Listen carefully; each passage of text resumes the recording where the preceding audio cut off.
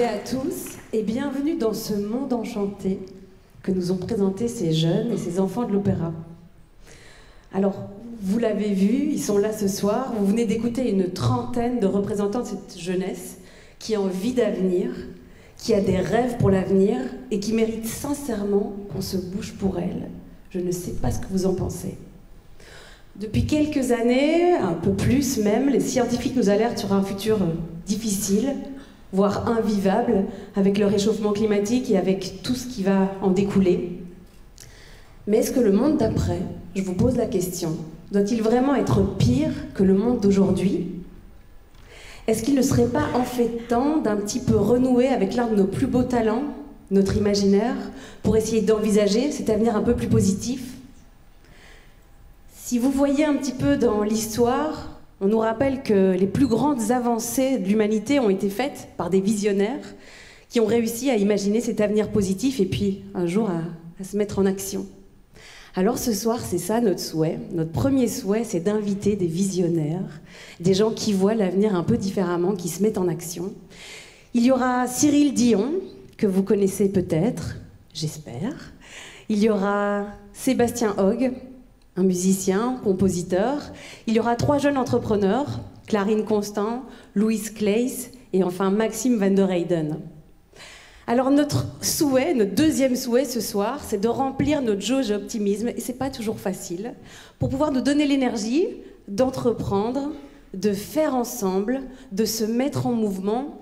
L'énergie peut-être de se dire qu'en fait, ce serait pas plus mal de quitter ce monde qui est un petit peu imparfait pour pouvoir créer quelque chose de plus beau.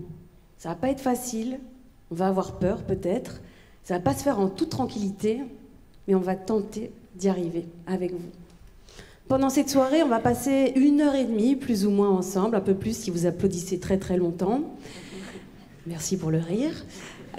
Ensuite, on fera la remise des prix Road to Business. Alors, je ne sais pas si vous le connaissez, il y en a quand même quelques-uns qui sont déjà venus. C'est une activité phare du sommet. À côté de ces 3 entrepreneurs dont je vous ai parlé, il y a des gens qui croient en eux, et c'est vraiment le cas du Venture Lab.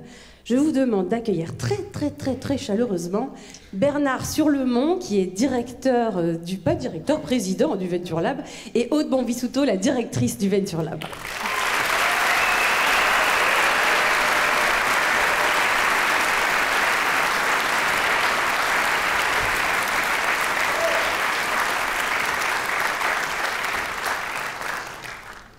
Bernard, on a commencé la soirée avec une chanson que vous connaissez peut-être, que tu connais peut-être, qui s'appelle « Tout va changer ». Alors ça évoque quoi en toi quand on dit « tout va changer » ? Tout va changer, ça évoque d'abord peut-être la nécessité de changement et des peurs qui sont là.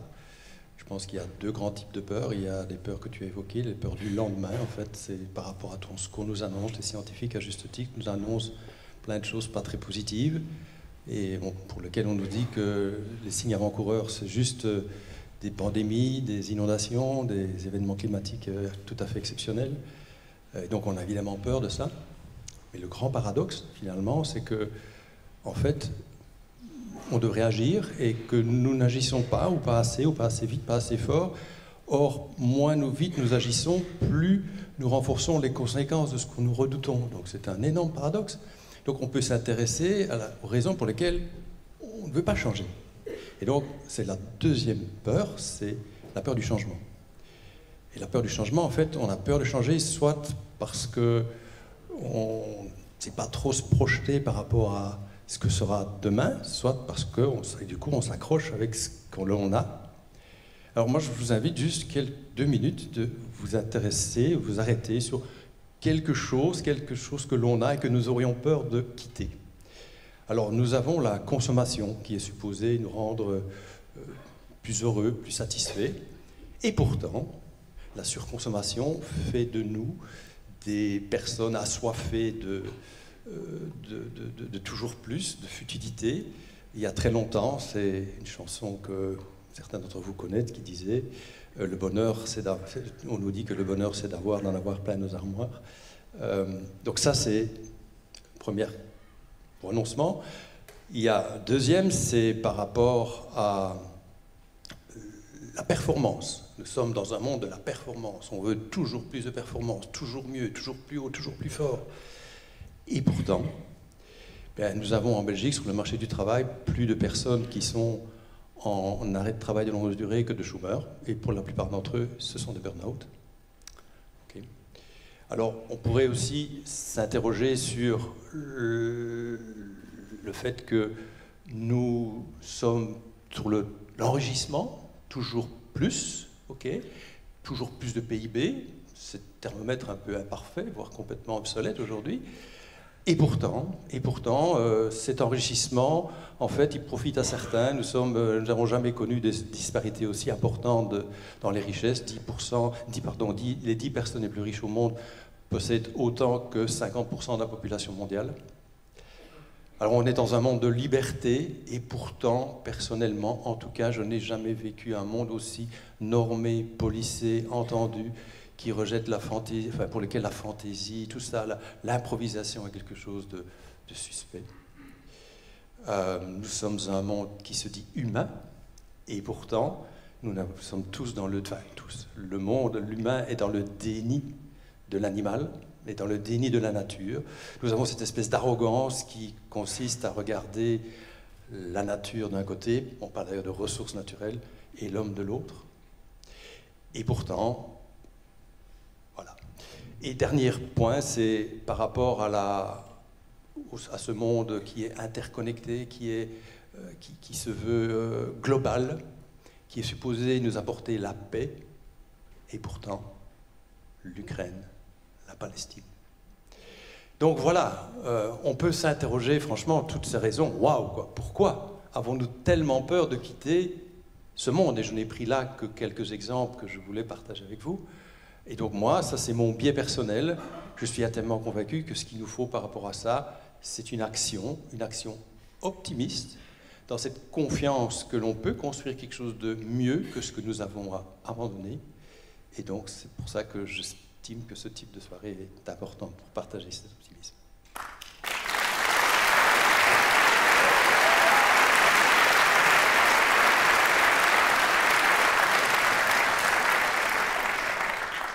Et du coup, face à tout et pourtant, face à la peur du changement, ce soir et pendant toute la semaine, vous avez proposé le thème « l'optimisme ». Pourquoi c'est important, à vos yeux, à tous les deux?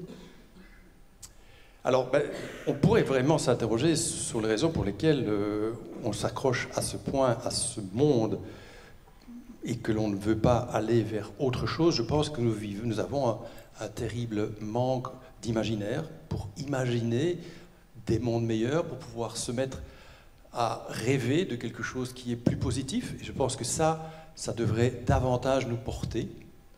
Et là, j'imagine, et on est dans un opéra, mon Dieu, s'il y a bien un endroit pour partager ça, que le monde de la culture a un rôle stratégique fondamental pour nous aider, nous emporter à imaginer ce qui peut être possible, à l'image de notre université de Liège, avec Rêvons Liège 2030, développé en collaboration avec le Théâtre de Liège, et à l'image d'une association, je pense que c'est important de la mentionner aujourd'hui, qui s'appelle Cinéma Uni pour la Transition, dont la mission, je vais me permettre de lire Aurélie, est de maximiser la diffusion des œuvres dont la priorité est l'impact sociétal, notamment en soutenant leur campagne d'impact pour informer, générer des débats, déclencher l'action. L'action, le mot est lâché. Et figurez-vous que dans ce collectif, il y a 8 fondateurs.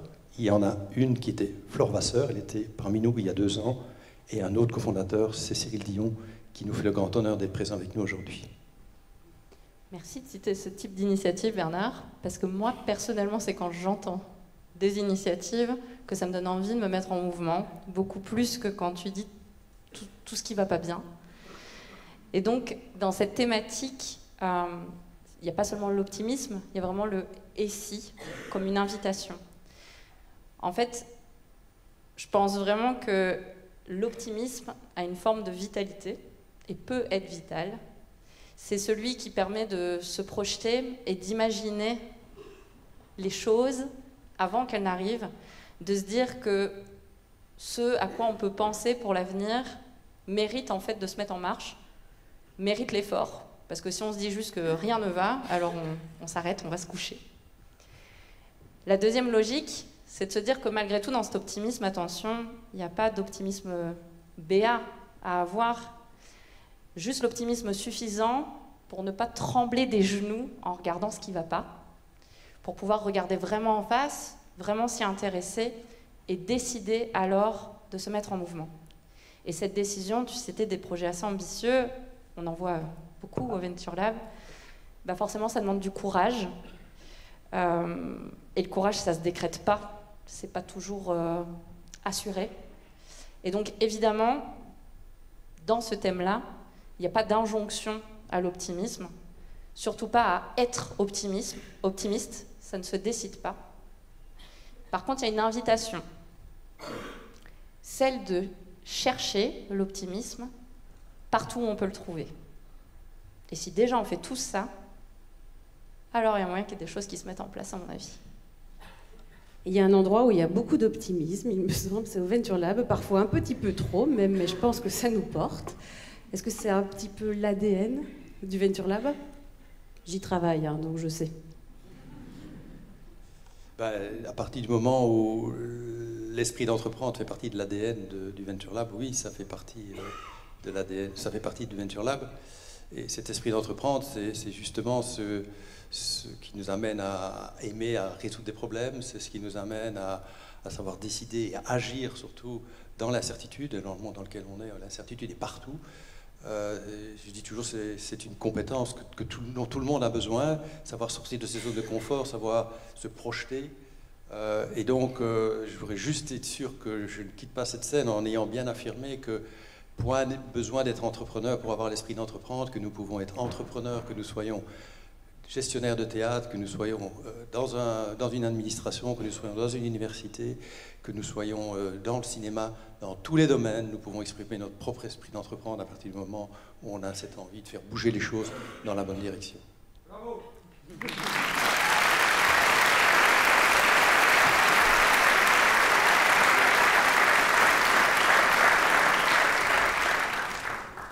Et clairement, des profils de tout type, on en voit tous les jours au Venture Lab.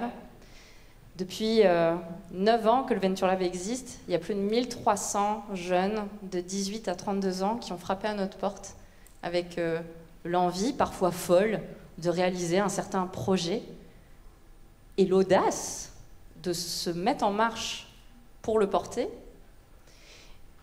Et là, au moins, ça me donne aussi beaucoup d'optimisme, mais aussi une belle leçon d'humilité. C'est qu'ils viennent nous voir à nu, quoi. Ils nous disent, bah voilà, ça, c'est mon rêve pour mon avenir et pour la société. Voilà ce que j'ai envie de mettre en place. Et en faisant ça, ce qui est magnifique, c'est que dans cette humilité-là, ils nous autorisent à les aider et nous, à nous mettre en marche pour les accompagner, pour les aider à devenir, disons, des capitaines sereins. Alors, le capitaine serein, c'est pas celui qui ne fait face à aucune vague. D'ailleurs, une mer huileuse, ça peut faire un peu peur. Au contraire, c'est le capitaine qui sait qu'il peut traverser toutes les tempêtes, parce qu'il peut compter sur les bonnes compétences, surtout sur un cap et une boussole, et puis sur une coque qu'il connaît par cœur, parce qu'il y a réfléchi de A à Z, et aussi sur un équipage. Et là où je trouve que c'est beau, le thème de l'optimisme, c'est que c'est quelque chose qui circule, parce qu'eux, ils viennent trouver du courage, justement, ce courage de l'optimisme et de continuer à croire en leur projet auprès de nous. Mais à l'inverse, nous, ça nous porte énormément. C'est comme ça qu'une petite équipe d'une dizaine de personnes se met en marche pour réaliser un sommet, comme ici, coupe du lierre pour décorer la scène, un dimanche matin. C'est beau. Et c'est comme ça aussi que ça circule, qu'on les voit aussi échanger entre eux, se nourrir, en se disant aussi que peut-être que le projet que je porte aujourd'hui, c'est pas celui-là que je mettrai en route, mais en fait, c'est pas grave, parce que dans le chemin, ça me permet de préparer les suivants. Et alors, ce que j'aimerais également vous dire, c'est que dans cette notion d'ADN de l'entrepreneur, il y a donc l'optimisme associé à l'action. L'optimisme seul, qui consiste à dire bah, ça va d'aller, je le dis en liégeois, attention, ça va d'aller, bah, en fait, alors on fait rien, si on se dit juste ça va aller. Si on dit juste j'agis face à toutes les peurs dont tu parlais, alors c'est pas de l'action entrepreneuriale, c'est une réaction. Si on associe les deux, alors là, ça devient une action entrepreneuriale. L'action tournée vers l'avenir et l'optimisme. Et dans l'époque où on est, dans cette époque d'interrogation sur l'avenir, je crois que le nombre de personnes dans cette salle nous fait dire, je crois, que tout le monde a besoin d'optimisme. On entend de plus en plus de voix qui se lèvent, qui nous appellent à nous bouger, à nous réveiller. Réveillez-vous. Et je trouve que la langue française est bien faite, parce que si on écoute bien, il n'y a pas de réveil qui ne soit précédé par un rêve.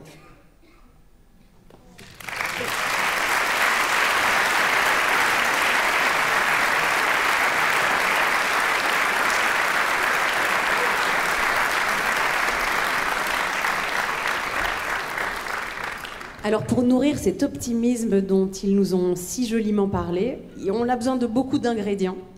Et vous ne le savez peut-être pas parce qu'il y en a qui viennent juste à la conférence ce soir, mais en fait cette conférence est la clôture du Sommet des entrepreneurs qui a commencé il y a bientôt une semaine. Il y a eu beaucoup d'ingrédients, il y a eu des rencontres, il y a eu des expériences, il y a eu des tours dans Liège, on vous expliquera tout.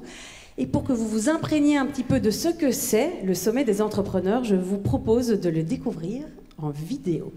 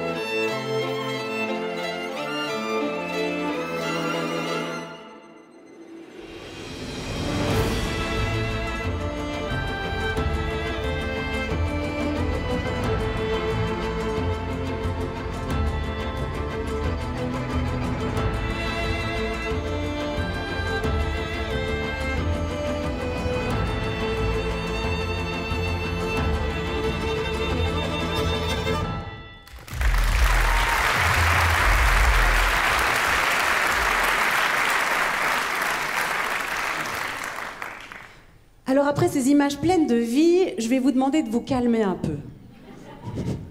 Est-ce que vous voulez bien tous prendre une très très grande respiration? On inspire, on expire, un petit peu comme quand vous allez chez le docteur et que vous avez un gros rhume. Alors quand vous avez inspiré et expiré, vous avez senti deux mouvements. D'abord l'inspiration et puis l'expiration. Et ce que j'essaye de vous dire avec mon histoire de respiration, c'est qu'en fait, pour construire ce monde de demain dont on vous parle, positif depuis le début du sommet, tout comme l'inspiration qui ne va jamais sans l'expiration, l'élan et l'action ne peuvent pas aller sans l'imagination. L'imagination de nouveaux modes de consommation, l'imagination de nouveaux moyens de transport, l'imagination de nouvelles entreprises, de nouveaux modes de vie. Et pour vraiment vous plonger dans toute cette imagination, on va faire un autre petit exercice. On est persuadé que l'art peut nous aider à imaginer. Alors vous avez vu, hein, on a fait un joli décor, il y avait des enfants. Et maintenant, on va écouter un petit peu de poésie. Une véritable ode à la joyeuse résistance, interprétée par Cyril Dion et Sébastien Hogg.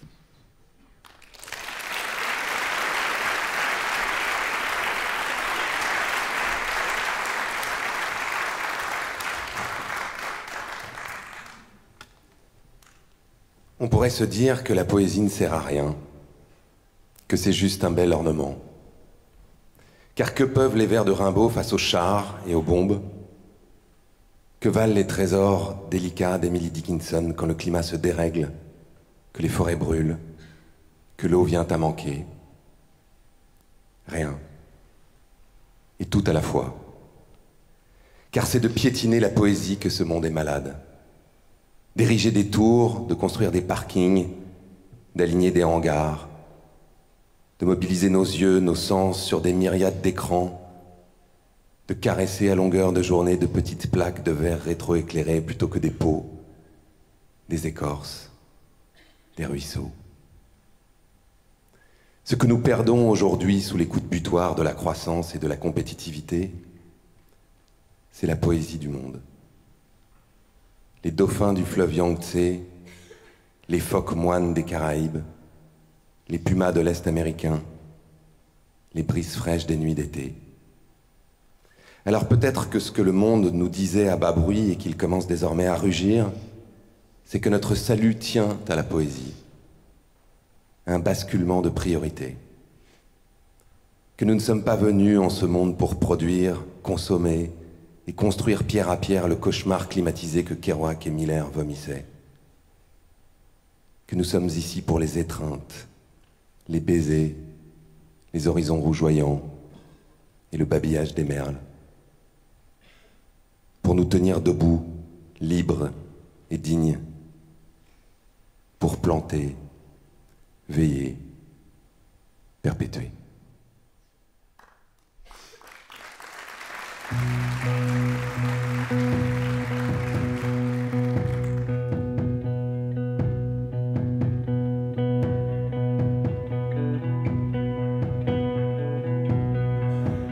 Nous ne sommes pas nés pour recouvrir cette terre de mélasse grise. Pas nés pour les allées des hypermarchés. Pas nés pour cracher le gaz gras, l'échappement puant, la brume noire des hauts fourneaux. Pas nés pour réduire en cendres. Pas nés pour saigner à blanc. Pas nés pour pisser dans l'eau claire, dressés sur des cuvettes immaculées.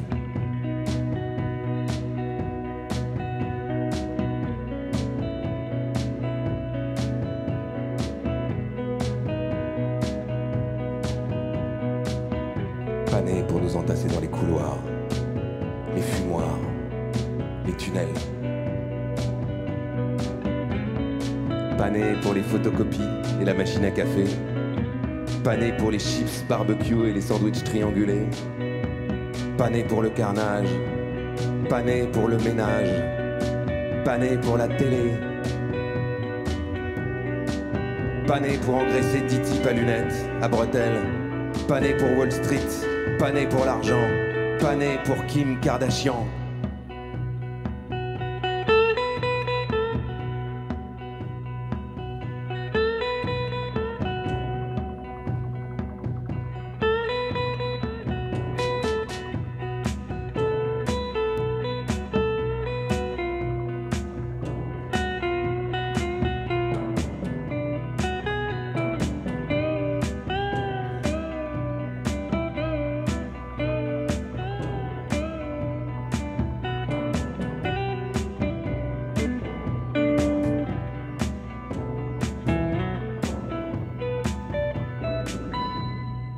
Nous sommes nés pour la pluie et le vent,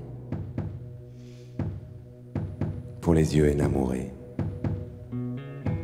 pour le culot sauvage et les outres de vin, pour les tombereaux de lumière, l'élan droit et clair, pour ma peau sur ta peau, pour ma main dans ta main. Pour hurler aux cieux, rampants et rompus,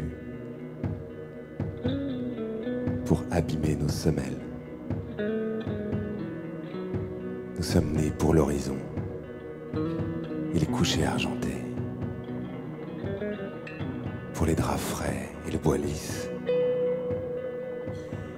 pour les mots qu'on murmure et les cascades de notes,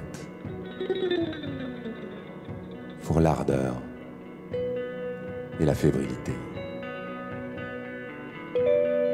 Nous sommes nés pour être enfin ici, les yeux grands ouverts et le monde sous nos pieds. debout.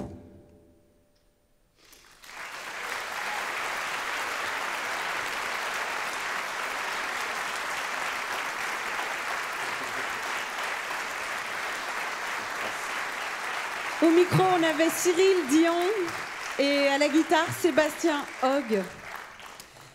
Et Cyril, même si ton dernier mot était debout, je te propose de venir t'asseoir. Et oui, cette blague était préparée et écrite. Oui, je sais, merci.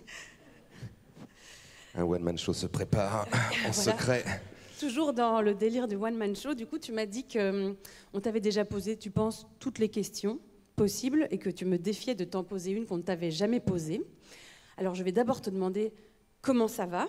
On m'a déjà posé cette question. Écoute, ça va. J'ai quand même des moments de... Vous parliez tout à l'heure d'optimisme et j'ai des sacrés coups de mou, des vrais moments de désespérance.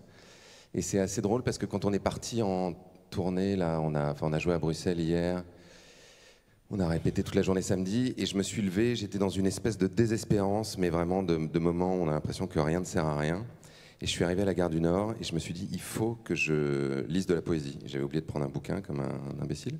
Et donc je suis allé au Relais. Je me suis dit, je vais sans doute trouver quand même un truc de Christian Bobin. Donc, je ne sais pas si vous connaissez Christian Bobin, un peu. Grand poète français qui est mort l'an dernier. Et j'ai trouvé ce petit bouquin qui s'appelle Le Muguet Rouge. Et en quelques pages, ça m'a réconcilié. En fait, c'est vraiment ce qu'on cherchait à dire tout à l'heure, c'est que ça m'a comme rebranché à une sorte de sève d'essentiel, de se dire, voilà, je suis vivant pour ça. C'est ça qui me tient debout.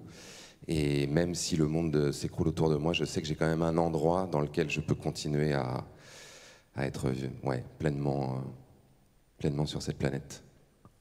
Et du coup, ce serait un peu, tu le dis là, c'est un peu l'art. Il y a les mots, là il y a la musique maintenant, il y a les images. Tu utilises un peu toutes ces formes-là comme une arme massive d'optimisme, en quelque sorte. Je pense quand même que tu es un convaincu et que tu fais un petit peu de l'avenir ta mission de vie. À travers tout ce que tu as écrit et fait, je ne sais pas si tout le monde est au courant, mais donc tu as réalisé des films. Le plus connu sans doute, qui est le film Demain, qui a été réalisé en 2015, qui a reçu le César du meilleur film documentaire. Il y a aussi, il n'y a pas si longtemps, 3-4 ans, le film Animal, qui a eu, prix à des festivals internationaux, qui a été aussi présenté à Cannes. Donc tu utilises tout cet art-là pour pouvoir, en fait, nous, parce que de l'extérieur, on reçoit quand même beaucoup d'optimisme. Et en fait, dans tout ce que tu crées, tu t'évertues donc à avoir une touche d'optimisme. Pourquoi, selon toi, les récits positifs sont si importants et à quoi servent-ils ? Je ne sais pas si j'essaie d'avoir une touche d'optimisme, en tout cas j'essaie de faire en sorte que ça donne de l'énergie aux gens. Moi je sais que si je regarde un film ou que je lis un livre ou que j'écoute de la musique, j'ai besoin que ça me relie justement à cette espèce de chose qui est plus vaste que nous. Et c'est vrai que pendant des années, j'ai regardé des films qui me donnaient envie de me jeter par la fenêtre, quoi. Vraiment, tu regardes, tu sors du truc, t'es là genre... Ok... Et d'une certaine manière, ça sert à rien parce que on est tellement écrabouillé par le poids des mauvaises nouvelles de ce qui est en train de se passer que d'une certaine manière, ça n'a aucun élan transformateur. Et je passe mon temps à dire à mes collègues du cinéma, on est des raconteurs et des raconteuses d'histoire et on a une responsabilité incroyable parce que c'est Alain Damasio, qui est un romancier de science-fiction, qui dit ça, qui dit... la fiction permet de pré-scénariser des comportements. C'est-à-dire que si tu regardes un film ou une série et que tu vois des gens réagir de telle ou telle façon 10 fois, 20 fois, 30 fois, peut-être que quand tu vas te retrouver dans la même situation, tu vas avoir l'élan de faire la même chose. Typiquement, quand Barack Obama a été élu, il y a un acteur qui jouait dans une série qui s'appelle 24 heures, enfin 24 heures en français, 24 aux États-Unis, qui était un truc d'espionnage avec Jack Bauer, tout ça, où le président était noir, qui était incarné par qui s'appelait David Palmer. Et l'acteur qui incarnait le président a dit « Mais je suis certain qu'on a eu un rôle très important dans l'élection de Barack Obama parce que tous les jeudis, des gens regardaient des films où le président était noir. Et ils n'en faisaient pas toute une histoire, juste il était noir. Et donc d'une certaine manière, les personnes qui regardaient cette série se sont habituées à cette représentation du monde-là. C'est d'ailleurs pour ça que des grandes marques dépensent des sommes faramineuses. Par exemple, le dernier James Bond, qui est sorti juste après le confinement, il a été retardé à cause du confinement. Ils ont retourné des scènes pour que Daniel Craig ait le dernier iPhone. Je ne sais plus si c'était le dernier iPhone ou la dernière Apple Watch ou je ne sais quoi. Ça a coûté des millions juste pour que le mec ait le bon téléphone. Donc, ça permet quand même d'imaginer que ces représentations-là, elles ont un impact. Ils ne dépenseraient pas autant d'argent si ça ne servait à rien.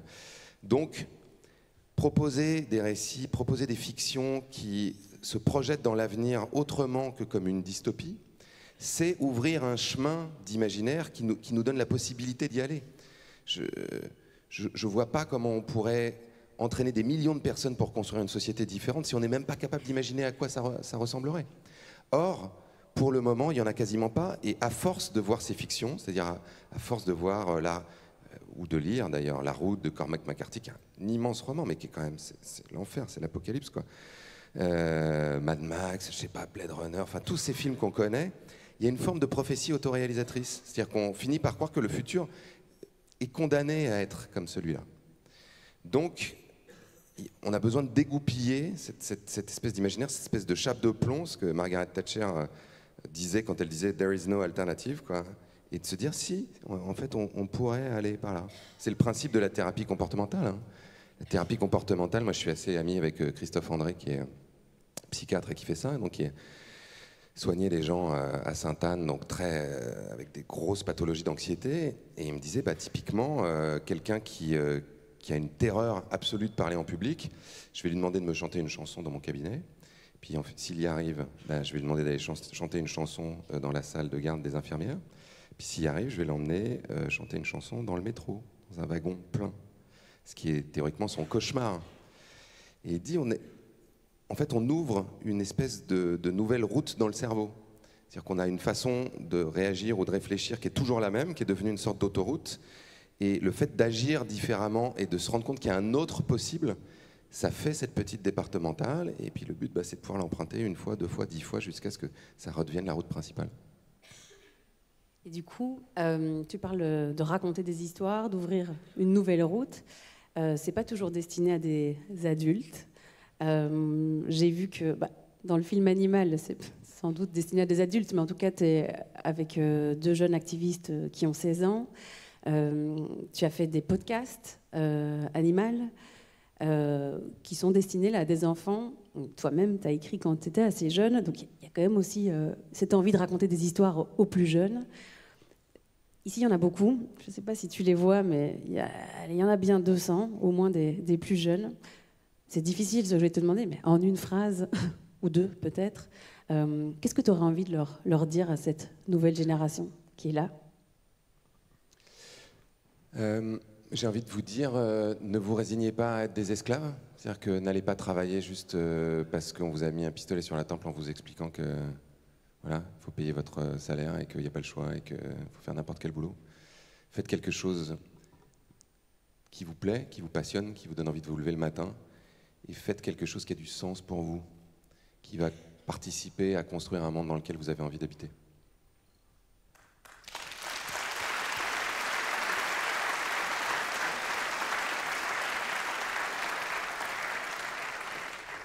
On parle de jeunes, on a parlé d'entrepreneurs, et je te propose de découvrir, enfin tu l'as déjà rencontré cet après-midi, mais on peut faire semblant que c'est la première rencontre. Je te propose de rencontrer... Mais qui ça ? Mais qui ça ? Bonjour Maxime. Je te propose de rencontrer Maxime, qu'on a accompagné il y a quelques années au Venture Lab. Et pour le découvrir, on va d'abord le voir en image, et puis il nous rejoindra. Je le refais.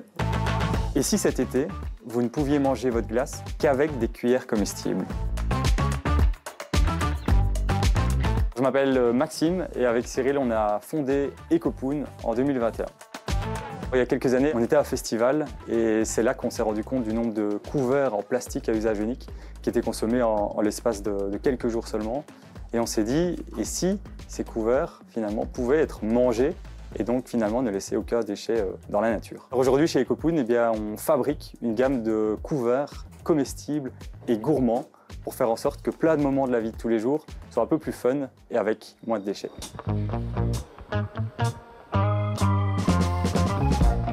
Alors par exemple, un glacier, il va consommer un peu plus de 30 000 en moyenne cuillères à glace par saison, par été. On sait que quand on travaille avec un glacier concrètement et qu'on remplace toutes ces cuillères en plastique par nos cuillères, c'est pas moins de 100 kg de déchets qui vont être évités. C'est pas toujours facile parce qu'on doit changer les habitudes à la fois des consommateurs et à la fois des glaciers. Donc on voit que ça prend du temps, mais par contre quand on a la chance de démarrer une collaboration, on voit qu'après le produit il est directement adopté. Aujourd'hui, Ecopoon, c'est une équipe d'une dizaine de personnes qui travaillent au jour le jour dans notre atelier de production situé à Herve, dans l'approvisionnement des matières premières. On travaille pour la farine de blé avec les moulins de Val-Dieu. Et les moulins du Val-Dieu, c'est un moulin qui se situe à une dizaine de kilomètres de notre atelier de production. Il n'y a aucune perte chez Ecopoon. Tous les déchets issus de la production sont revalorisés. Alors nous, notre vision depuis le départ, qu'on avait écrit sur une feuille de papier en 2017 au Venture Lab, c'est de ne pas devenir une multinationale et d'exporter partout dans le monde, mais c'est de se développer avec des productions locales. Et aujourd'hui, on a développé une machine sur mesure qui est brevetée et on y arrive petit à petit. On est en discussion avec des acteurs, des producteurs locaux, un peu partout dans le monde. Et on a pour objectif, petit à petit, de vendre nos machines et finalement toute l'expertise qu'on a développée au fur et à mesure des années pour avoir des productions locales et cohérentes partout dans le monde, parce qu'on est convaincu que le monde de demain, ce sera plutôt dans cette direction.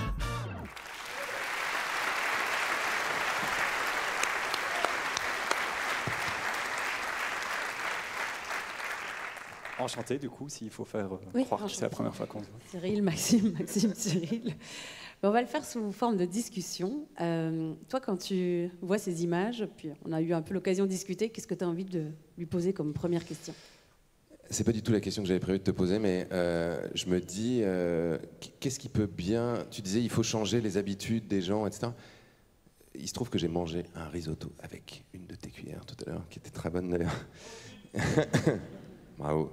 Qu'est-ce qui peut bien empêcher les gens d'adopter ce type de... On se dit, c'est d'une simplicité biblique, quoi. Génial, on peut la manger, on va pas avoir de déchets. Qu'est-ce qui peut faire que quelqu'un dise, non, je préfère continuer à utiliser des cuillères en plastique ? C'est une super question.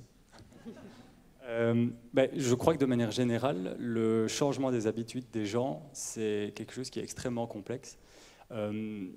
C'est quelque chose que nous, on a justement négligé, et c'est pour ça que ça a pris du temps pour mettre en place tout ce qu'on a mis en place. Ce qu'on remarque, c'est aussi une question de prix. On se bat contre, par exemple, du plastique, qui est toujours malheureusement présent aujourd'hui, malgré les interdictions, qui est vendu à un prix dérisoire. Alors, même si nous, notre cuillère, elle est compétitive, on se bat quand même contre des choses qui sont dérisoires et qui ne prennent pas en compte toutes les externalités négatives dans le prix. Donc, il y a le prix. Et il y a les habitudes. On a aussi remarqué que l'écologie ne fait pas toujours vendre. Par exemple, on a adopté notre discours. Au début, nous, on est zéro déchet, on va changer le monde et grâce à nous, il n'y aura plus de déchets. C'est très clivant, ça paraît bête, mais il y a beaucoup de personnes qui disent « Oh, arrêtez ». J'adore les déchets, moi je veux qu'il y ait encore des déchets, quoi. Non, mais arrêtez avec vos conneries d'écolo, par exemple. Et donc maintenant, par exemple, commercialement, on a adapté notre communication. Nous, on est gourmand, nous on est fun, ça fait sourire les petits, c'est cool. Et la personne dit elle-même, et en plus, il n'y a pas de déchets. Et ça change tout. Mais ça prend du temps. Parce qu'ils n'ont pas l'impression que tu leur fais la morale, quoi, en gros. Exactement. Et pourquoi est-ce que tu... Enfin, là, pour le coup, pour le glacier, je vois bien. Mais après, tu as plein de contextes dans lesquels tu pourrais avoir des trucs réutilisables. Enfin, je sais que moi, j'ai un petit set de couverts, en inox, dans mon sac. Bon, et on se dit, il y a plein d'endroits aussi où, là, typiquement, dans ce type d'événement, alors c'est un peu plus de vaisselle, j'imagine, c'est un peu plus cher, mais il pourrait aussi avoir des cuillères qui réutilisent. Complètement. Et nous, on n'a absolument pas la prétention de combattre le réutilisable. Et je crois que toutes les initiatives qui visent à développer le réutilisable sont super bonnes à prendre. Ce qu'on a par contre remarqué, et là encore une fois, c'est des observations, et c'est triste, mais c'est des observations, c'est qu'il y a tout un tas de moments de la vie de tous les jours où c'est dur d'implémenter le réutilisable, en tout cas pour les couverts, mais d'une manière cohérente. Et là, un exemple typique, c'est avec l'interdiction des couverts en plastique à usage unique que je mentionnais juste avant, qui est maintenant présente un peu partout en Europe. Ce qui s'est passé, c'est que les industriels du plastique, ils ont mis en place des cuillères en plastique réutilisables, donc qui sont plus solides et plus robustes, mais qui en fait, dans les faits, vont être utilisées, encore une fois, on prend l'exemple des glaciers, 10 minutes pour manger sa glace et puis jeter à la poubelle. Donc, je dirais que dans la théorie, ce serait génial et il faut lancer des initiatives pour développer tous les usages du réutilisable, par exemple comme ici ou à d'autres événements. Mais que dans les faits, malheureusement, pour des raisons de praticité, pour des raisons de prix, on garde certaines autres habitudes. Et c'est pour ça qu'avec Ecopoon, on essaye de justement être dans l'usage unique, mais qui est cohérent, qui est produit localement, qui est gourmand et qui évite un déchet quand même finalement. Et toi, tout à l'heure, on a aussi discuté avec Cyril et tu avais quelques questions à lui poser. Oui, et parce que vous en reparliez juste ici, le film Demain, on te l'a peut-être déjà dit 10 000 fois, mais ça fait peut-être quand même toujours plaisir. Moi, 2015, c'était justement l'année où je commençais à m'intéresser à toutes ces questions liées à l'environnement, aux limites planétaires, et j'étais justement dans un mood très déprimé. Et Demain a vraiment été un film qui m'a motivé à justement passer à l'action et à me dire, ok, on va pas se laisser aller, et il faut quand même agir. Moi, si j'avais une question par rapport à ce film, c'est, tu l'as réalisé il y a maintenant bientôt 10 ans, qu'est-ce que tu dirais à toi d'il y a 10 ans par rapport à tout ce qui s'est passé ces dernières années? Si tu avais un conseil, je ne sais pas, à dire. Te fais pas trop d'illusions, ça va pas changer tant que ça. Il y a un autre truc que m'a dit Mélanie, donc c'était il y a 8 ans quand même, c'est pas encore 10 ans, mais Mélanie m'a dit ne t'habitue pas, parce qu'en fait c'était mon premier film, il a fait 1 200 000 entrées en France, plus de 200 000 en Belgique, je crois 200 000 en Suisse, donc ce qui c'est encore plus qu'en France en fait en proportion.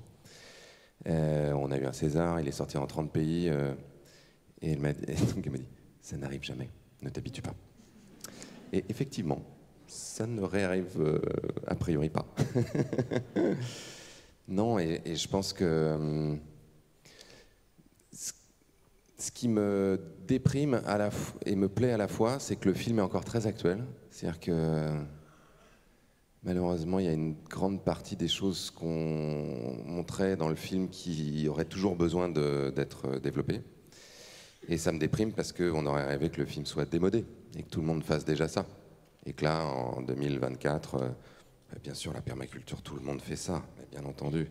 Oui, les monnaies complémentaires, évidemment. Mais on n'a que des énergies renouvelables, mais bien sûr. Et non. Donc, je pense que je me serais conseillé à moi-même de faire un film peut-être encore plus politique, au sens...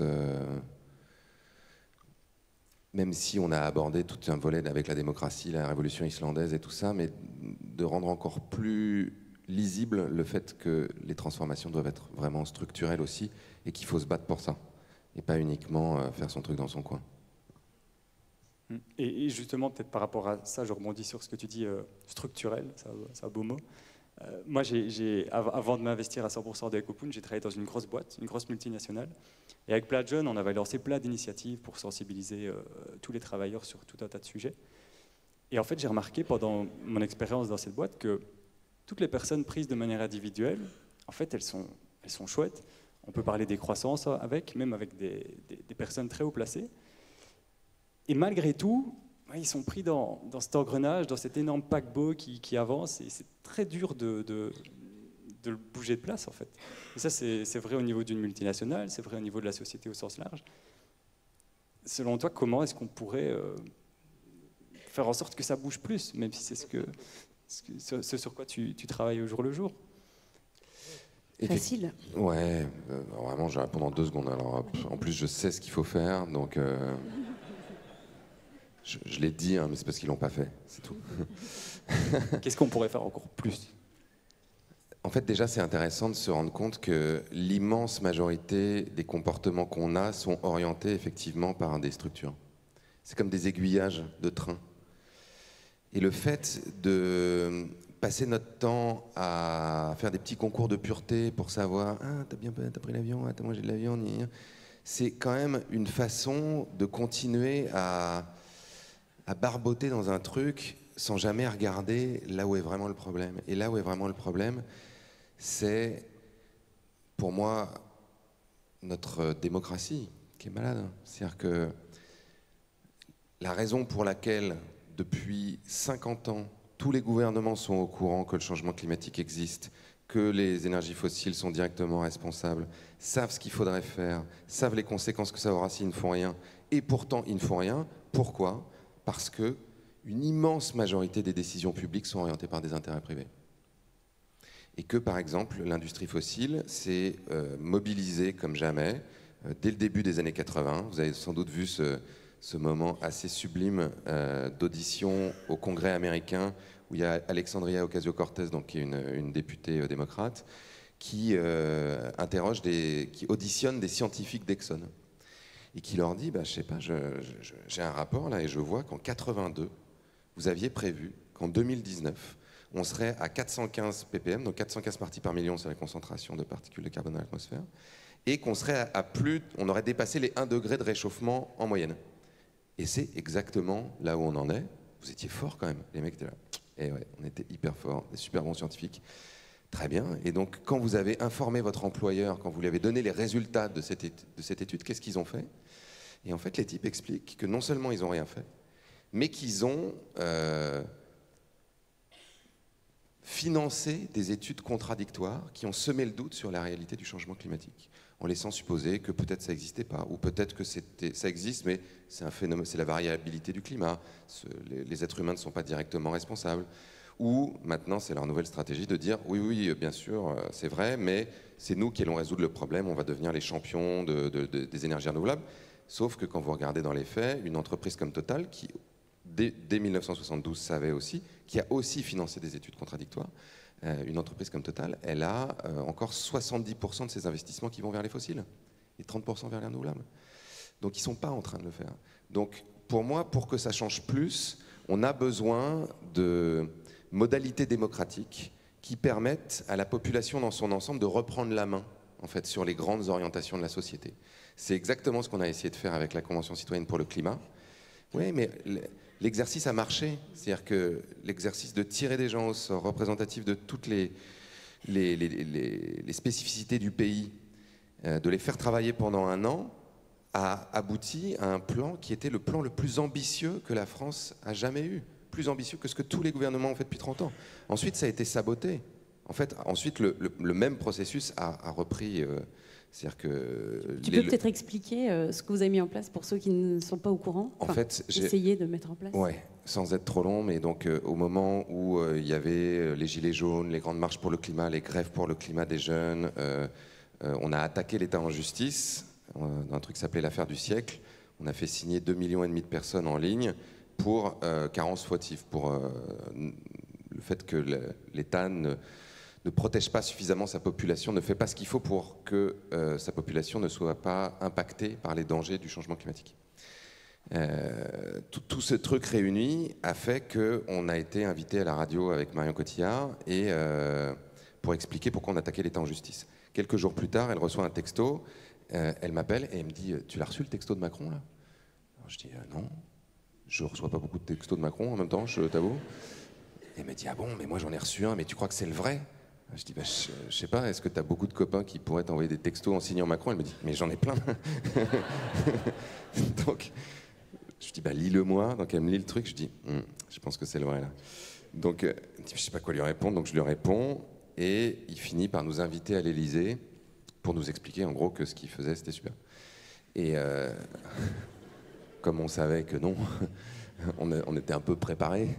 Et moi, j'avais préparé toute une espèce d'argumentation. Et c'était assez magique, ce moment, parce que il m'a écouté pendant 45 minutes. Marion en revenait pas. Elle m'a dit, je sais pas ce qui s'est passé là, parce que c'est lui qui tient le crachoir tout le temps, d'habitude. Et j'ai essayé de construire une stratégie pour lui dire, voilà, en fait, le problème est très très grave. Ça va plus vite que ce que vous imaginez. A priori, le capitalisme, dans sa forme actuelle, ne pourra pas résoudre le problème parce qu'il cherche des rendements financiers trop rapides. Et ce qu'il faudrait mettre en place n'est pas toujours rentable. Donc, il me semble que le seul moyen d'y arriver, c'est de remettre le ballon, de redonner la balle à la population. Parce que vous ne prendrez pas ces mesures-là. Je lui avais apporté une étude d'un cabinet qui avait essayé de traduire l'objectif de rester en dessous de 1,5 degré dans la politique française. Je dis donc voilà, il faudrait réduire de 50% le nombre de voitures en circulation. Donc là, le mec s'étrangle, quoi. Genre, oui, donc tout ça, je ne vais pas le faire. Je dis donc l'avion, il faudrait réduire au point que le cabinet en question imaginait qu'on allait tirer au sort 500 000 personnes chaque année pour savoir qui avait le droit de prendre l'avion. Je dis ok, on ne va pas le faire non plus, ça. Et il fallait réduire la consommation de viande divisé par 3, quoi. Passer de 90 kg en gros à 25 kg par personne et par an. Donc je dis ça, vous n'allez pas le faire? Non, je dis je sais. Donc je pense que le seul moyen, c'est que ce soit les personnes qui soient saisies du problème. Parce qu'elles ne sont pas plus bêtes. Et que la population puisse être mise face au truc. Enfin, je veux dire, c'est comme avec les histoires d'éoliennes. Les gens qui se battent pour qu'il n'y ait pas d'éoliennes chez eux, ou de trucs, ou de machin. T'as envie de dire, bon bah, je sais pas, est-ce que tu veux de l'énergie ou pas? Tu veux continuer à allumer ton ordinateur, ton smartphone? Oui, ok. Donc, a priori, pétrole, charbon, donc plutôt renouvelable ou nucléaire. Ah non, je veux pas de centrale nucléaire à côté de chez moi. Ok, donc éolienne. Ah non, je veux pas d'éolienne non plus, d'accord. Ah ok, panneaux solaires. Non, c'est moche. Très bien. Bah alors, je sais pas quoi. Tu pédales ou un truc quoi. Non mais et à un moment en fait ça marche parce que donc on a tiré au sort, on a vraiment mis en place un truc assez élaboré. On a tiré 150 personnes au sort qui étaient, comme dans les sondages, représentatifs de toutes les réalités de la France. Les jeunes, les vieux, les urbains, les ruraux, des gens qui avaient fait des études, des gens qui n'avaient pas fait d'études, des gens issus de l'immigration, des gens qui n'étaient pas issus de l'immigration, 52% de femmes, 48% d'hommes. Enfin, il y avait tout. Des gens qui étaient climato-sceptiques, des gens qui s'en foutaient, des gens qui connaissaient très bien. Et on les a fait bosser pendant 1 an avec des experts. Donc ils ont été formés, ils ont vu des climatologues du GIEC, ils ont vu des ingénieurs, ils ont vu des paysans, ils ont auditionné des ministres, des syndicalistes. Ils ont fait un boulot incroyable, extraordinaire. Et ils sont sortis avec un plan. Sauf que je pense que et Emmanuel Macron et le gouvernement imaginaient qu'ils allaient faire mumuse. C'est oui, voilà, on va donner ça aux petits citoyens, ça fait un peu marrer tout le monde. Et puis on prendra quelques trucs. Voilà, puis ça sera populaire, puis ça nous fera quelque chose à faire pour l'écologie. Sauf qu'en fait, ils ont fait un truc très, très, très, très, très ambitieux. Et donc là, ça a fait paniquer tout le monde. Et vraiment la panique. C'est-à-dire que dans tous les ministères, dans la plupart des grands secteurs économiques qui allaient être impactés, l'automobile, l'aéronautique, ils étaient comme ça. Donc, ils se sont mobilisés très, très fort et ils ont aimablement détricoté, amoindri, affaibli l'immense majorité des mesures. C'est un exemple que je donne tout le temps, mais typiquement, les citoyennes et les citoyens avaient dit en France, le premier poste d'émissions de gaz à effet de serre, c'est les voitures individuelles. À l'intérieur des voitures individuelles, c'est les SUV, et le fait qu'on achète de plus en plus de SUV, parce qu'il y a plein de pubs de SUV qui t'expliquent que tu vas quand même être un mec génial, qui aura une super belle meuf, et des enfants qui font pas de bruit et pas de miettes derrière toi si tu achètes un SUV. Donc bah, les gens le croient ça, et ils le font. Et donc, assez logiquement, les citoyennes et les citoyens s'étaient dit, bah, on va faire un malus pour que les véhicules les plus lourds soient taxés pour pousser les constructeurs à faire des véhicules plus légers. Donc ils avaient dit, plus de 1400 kilos, malus. L'industrie automobile se mobilise, le gouvernement est très perméable, et ils changent le truc, et ce qu'ils envoient à l'Assemblée, c'est malus sur les véhicules de plus de 1800 kilos. Sauf que les véhicules de plus de 1400 kg, ça représentait 25% du parc automobile. Les véhicules de plus de 1800 kg, ça représente 2% du parc automobile. Autant vous dire que ça ne sert à rien. Et en fait, c'est ça qui se passe depuis des décennies. C'est-à-dire que depuis des décennies, les décisions politiques, c'est ça. Ça ne sert à rien. Donc, si on avait été au bout de la démarche et que la population française avait eu le loisir, en même temps que la Convention travaillait, de se poser les mêmes questions, de réfléchir, de débattre, et de se dire, ok, enfin, il faut bien qu'on fasse quelque chose, donc qu'est-ce qu'on est prêt à faire ensemble?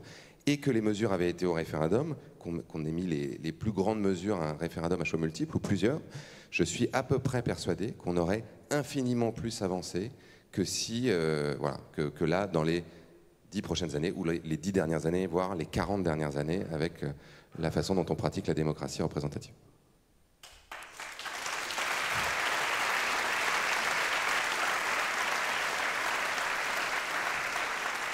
Et voilà comment on passe de petite cuillère à la démocratie qui est malade. Je t'ai lancé sur un grand sujet là. Oui, c'est ça. Je vais vous demander de l'applaudir très chaleureusement. On va accueillir les suivants.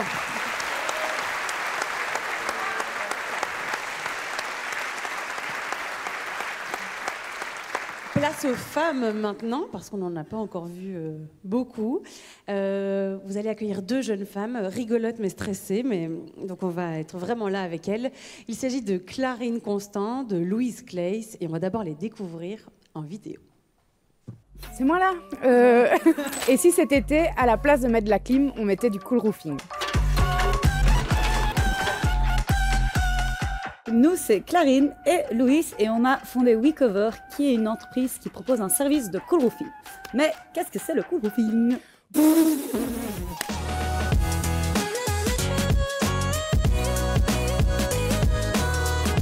Donc on est sur un toit en particulier, c'est le premier toit qu'on a fait, c'est notre chantier pilote comme on appelle ça. Et sur les toitures plates, le revêtement d'étanchéité qui est le plus utilisé, c'est ceci. C'est une membrane bitumineuse et donc en été, elle va monter à 60-80 degrés en température de surface. Tandis que quand on applique un revêtement de cool roofing, le revêtement qui est blanc qu'on a fait là, la température de surface, elle va rester entre 30 et 40 degrés. Donc on divise par 2 le delta de température en surface de toiture. Ce qui fait que la toiture, elle va beaucoup moins transmettre de chaleur à l'intérieur du bâtiment. Donc on va avoir des réductions de température quand il fait chaud à l'intérieur du bâtiment de l'ordre de 3-4 degrés ici. Pour une maison qui ne possède pas de clim, bien souvent on utilise le cool roofing quand on a un bâtiment qui utilise beaucoup de clim, donc typiquement les producteurs alimentaires, les grandes distributions, parce qu'elles utilisent énormément de clim et ça c'est très très mauvais pour la planète. C'est sérieux le réchauffement climatique, bordel. Mais merde.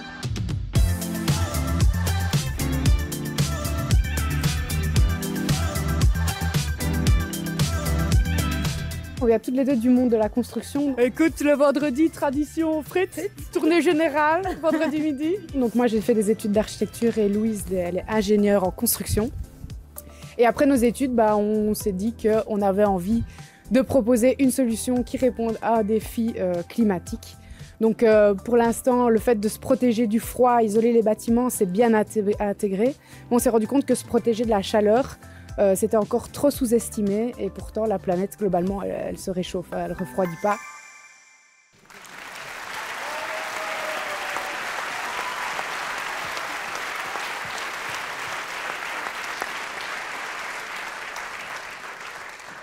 Ça déstresse, non, de s'entendre parler, non? Oui, ça va? Par rapport à cette histoire de frites, tout va bien. Ça va? Ouais. Ça va aller? Tu comprends la tradition ou pas? Du coup, voilà. On peut parler de frites si tu veux et de bière, mais sinon toi, quand tu vois ça, qu'est-ce que tu as envie de leur dire, de leur poser comme question? Non mais déjà quand je vois ça, je me dis ce que je me suis dit plein de fois, tu vois, quand on a fait Demain, etc., c'est que c'est hallucinant à quel point on sait comment déjà améliorer considérablement la situation. Il suffit de vraiment pas grand-chose à plein d'endroits. Et tu te dis... Et c'est ça qui rend fou. C'est dit, putain, mais pourquoi on fait juste pas ça au moins partout, quoi, au minimum. Et je me dis, vous qui avez l'âge que vous avez, c'est à peu près mon âge, à 2-3 ans près, quoi. Quand vous voyez justement ces décennies avant vous de gens qui n'ont rien foutu, est-ce qu'il y a un endroit, c'est quand même vrai, hein, il y en a plein qui sont dans la salle d'ailleurs. Merci. Hein. Est-ce que vous avez quand même un endroit où vous vous dites non, notre génération va provoquer une bascule? Vraiment. C'est pas juste on fait notre petit truc dans notre coin parce que c'est un peu mieux, mais on a envie d'être une génération qui va provoquer cette espèce d'électrochoc et vraiment faire en sorte qu'on s'y mette. Oui, je pense qu'il y a de plus en plus de jeunes qui ont été, et encore plus à l'heure actuelle. C'est vrai que nous, quand on était encore toute petite, je pense que le réchauffement climatique, tout ça, c'était pas encore très fort dans l'éducation. Maintenant, ça l'est plein pot. Donc on a de plus en plus de masses qui sont éveillées dès leur plus jeune âge, ce qui fait qu'il y a de plus en plus de gens qui se bougent. Et je pense qu'on est peut-être pas la première génération, mais une des premières générations où on est un peu né avec cette idée qu'il va falloir répondre à des très grands défis et qu'il va falloir se bouger. Et donc c'est ça qui donne de l'élan. C'est ça pour nous l'optimisme, c'est être à cheval entre ne pas faire l'autruche, ne pas se dire oh, mais tout va bien, continuons comme c'était hier et tout ira bien. Et c'est pas non plus se dire bah, foutu pour foutu, on n'a qu'à rien faire, quoi. Et donc c'est trouver le courage de se mettre en marche pour aller dans ce qu'on pense être la bonne direction. Et déjà ça, à notre échelle individuelle et à l'échelle de notre entourage. Et si on est face à une success story et une entreprise qui se pérennise à une échelle un peu plus globale, c'est déjà beaucoup, on trouve. Et il ne faut pas attendre d'être tout seul à se dire je vais révolutionner le truc, je vais changer le monde. Parce que parfois, le mieux est l'ennemi du bien. Et si on attend d'être parfait, on ne va jamais aller nulle part. Donc nous, c'est ce qui est important, c'est de bien s'entourer, c'est d'être dans l'action. Nous, c'est pour ça qu'on fait quelque chose qui est... Le cool roofing, c'est ultra rapide de mise en œuvre. En une semaine de chantier, on peut faire jusqu'à 5000 m². C'est l'équivalent sur la durée de vie du revêtement de 180 tonnes effacées de CO2. Donc c'est vraiment déjà non négligeable. Et ces chiffres-là, ben, ça nous motive et on se dit, bah oui, on y va, quoi. Et c'est pas si compliqué que ça. Aussi, je pense...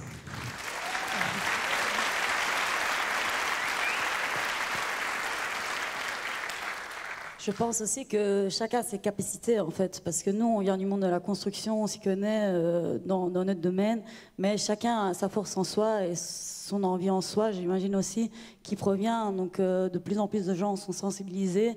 En tout cas, nous, on a l'impression, on est peut-être très bien entourés aussi, parce qu'on nous éduque non-stop, aussi au Venture Lab ou à notre université, qui est assez reconnue aussi dans ça.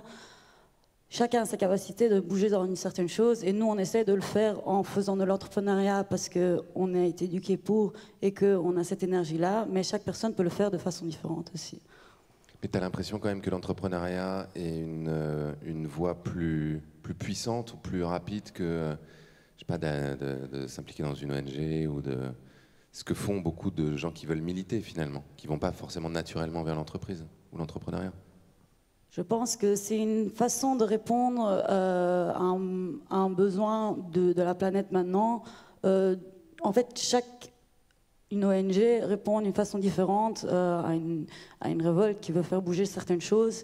Et l'entrepreneuriat permet en fait de répondre justement à ce besoin économique où les choses avancent lentement, où on peut justement faire une différence et justement faire, par exemple, nous, on développe des PME ici avec le Venture Lab au début, quoi. De commencer par quelque chose qui est dans ce monde économique qui est très difficile aussi à faire avancer, justement lié à cette consommation, à ce besoin de court terme, pas ce besoin, ce désir de court terme, et ainsi de suite.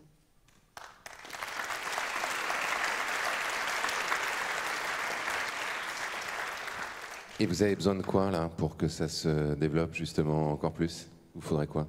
C'est pour ça qu'on ne va pas dire que la génération avant nous ne s'est pas bougée, parce qu'on a encore besoin de clients. Donc, voilà. Et c'est souvent la génération au-dessus de nous qui a le pouvoir, en tout cas, de mettre les choses en place, le pouvoir économique. Et donc, voilà. Donc vous avez besoin de clients. N'hésite pas à venir nous trouver. Tu sais, si tu les fais culpabiliser un peu, peut-être que ça peut aider. Hein. En fait, ce public est incroyable parce que chaque fois qu'on dit un truc, ils nous applaudissent, quoi. Donc, j'aimerais bien dans la vraie vie, t'imagines. Allez. Peut-être que c'est nous qui sommes Mais incroyables. peut-être qu'on est super. En fait, c'est ça.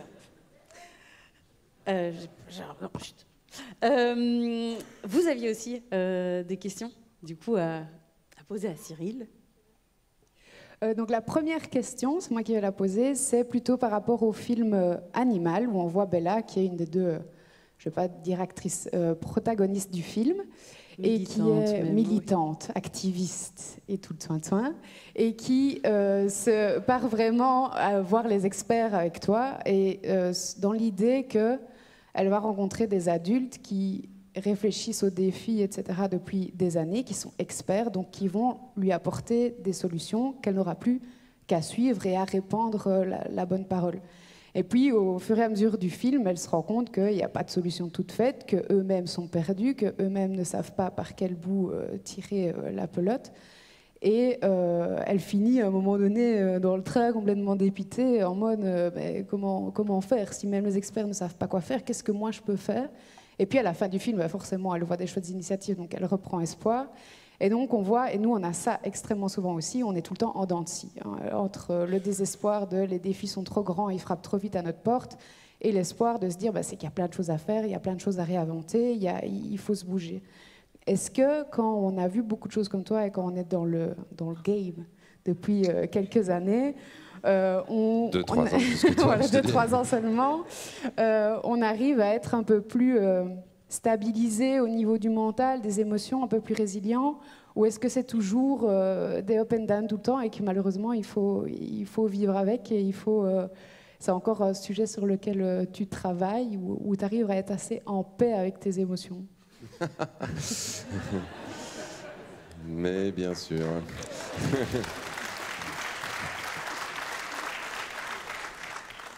Non, pas du tout. Mais en revanche, j'ai une très bonne psychiatre. Et j'ai des Xanax dans ma sacoche. C'est vrai en plus. J'aime aussi la bière, évidemment.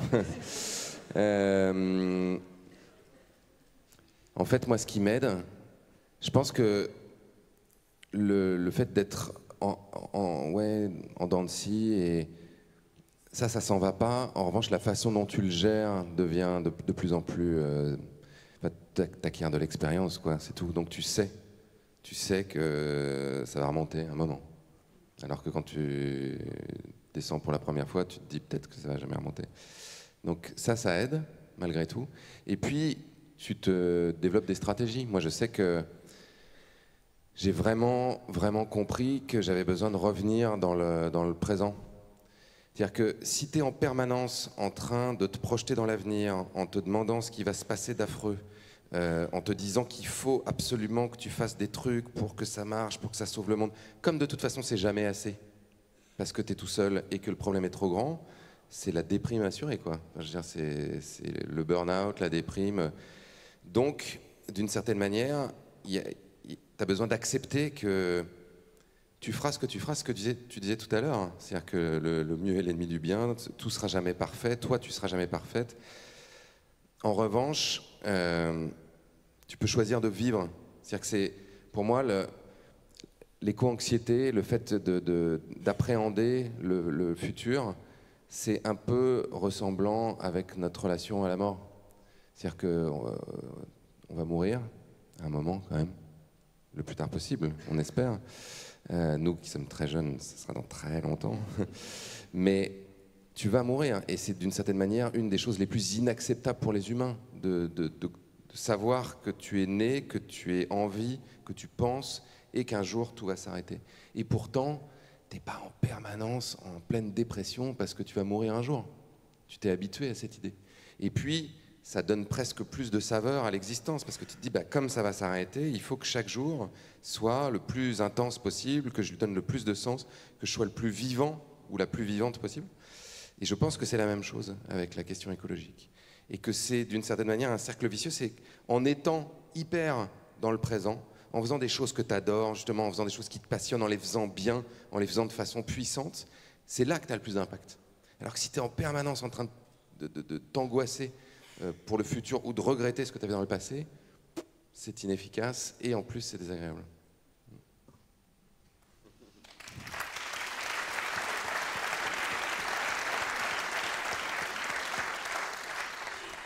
Et toi, Louise, tu avais aussi une question à lui poser?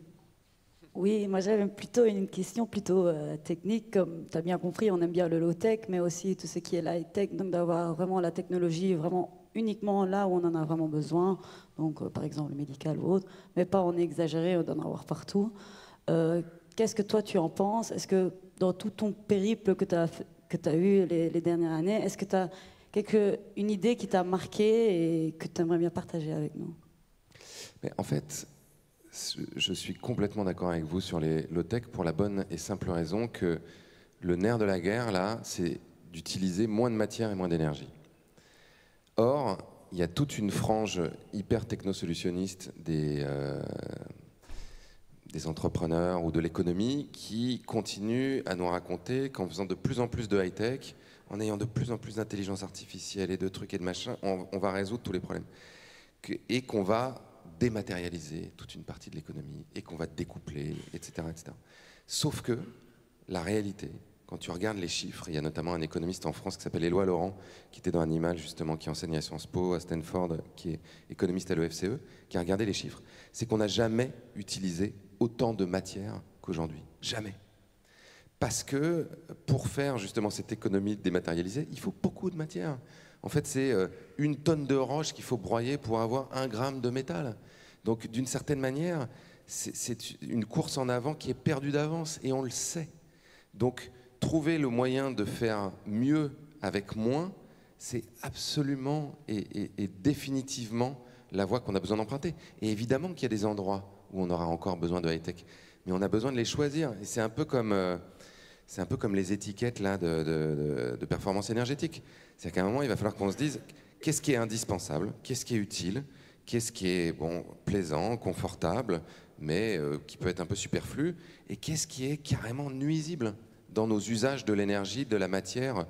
Là, je reviens du Japon parce que Animal sortait là-bas et que, en gros, m'ont expliqué que si j'allais pas faire la promo, le distributeur ne le sortirait pas. Bon.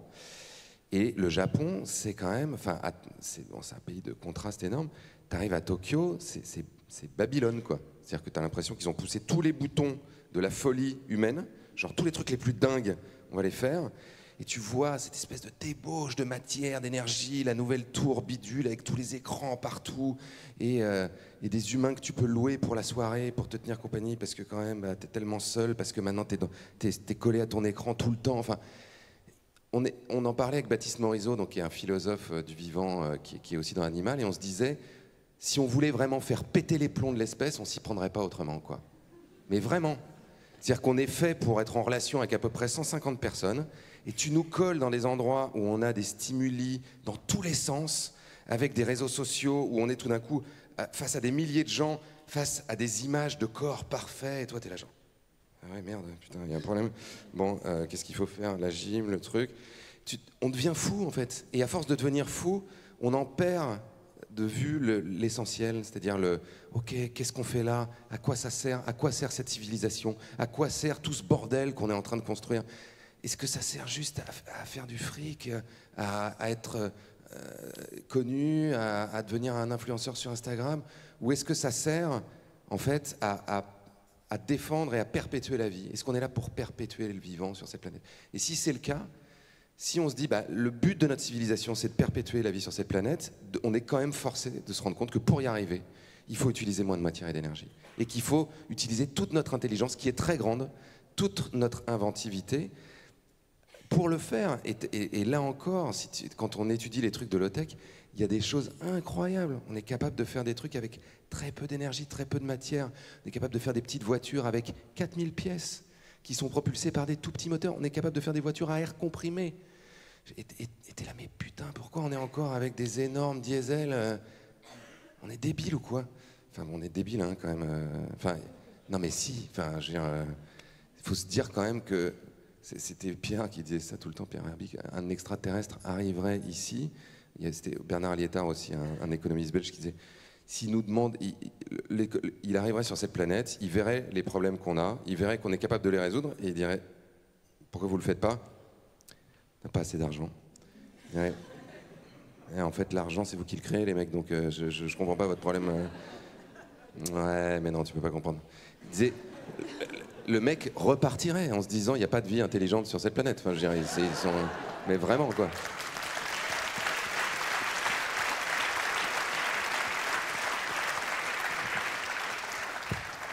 Ben, c'est une belle conclusion. Nous sommes débiles. Il n'y a pas de vie intelligente sur cette planète. Ce n'est pas une vraie conclusion. Il y a encore plein de choses à venir. Mais en tout cas, c'est une belle conclusion de nos échanges ici avec vous, Clarine et Louise, et avec Maxime. Bien, je propose qu'on vous applaudisse très, très, très fort également. Et vous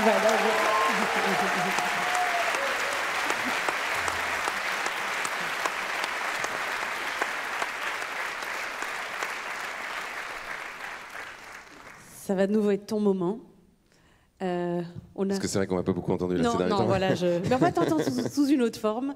Alors là, on a eu quand même des belles discussions. Quoi de mieux pour réfléchir que de rire?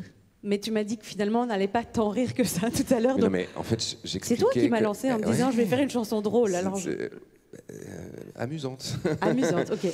Non, mais parce que dans le spectacle, si vous venez voir le spectacle, nous jouions à Bruxelles hier soir, il y a quand même des trucs un peu sombres. Donc, on a eu des plaintes. Donc, on a essayé de faire quelque chose d'un peu plus amusant, qui fait un peu sourire. Et vous attendez pas non plus à rire à gorge déployée. Et, si tu veux, on la refait. Oui. Mesdames et messieurs, merci d'accueillir Une chanson Cyril amusante. et Sébastien pour une chanson amusante qui fait sourire mais pas rire. Merci.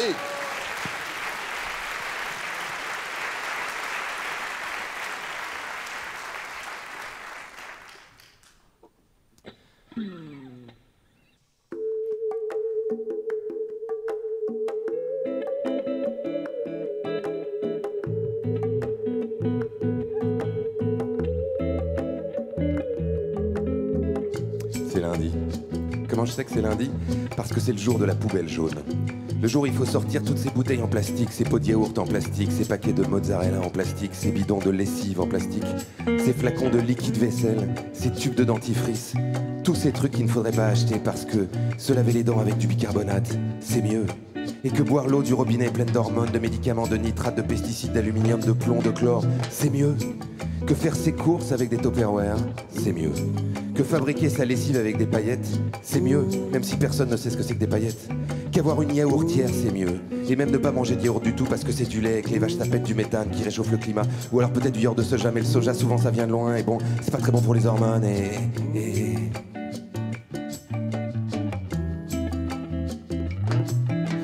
Pendant ce temps, les petits coquins, Total et Vian rigolent.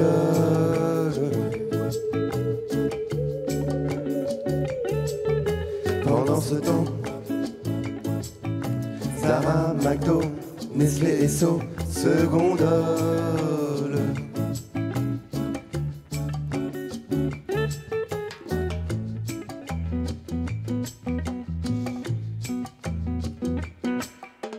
C'est mercredi, je vais pas faire tous les jours.